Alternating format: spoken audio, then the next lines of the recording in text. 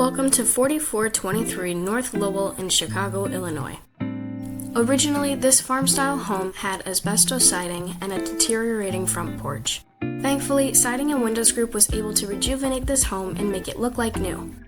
Our company specializes in James Hardie siding and TimberTech for porches and decks.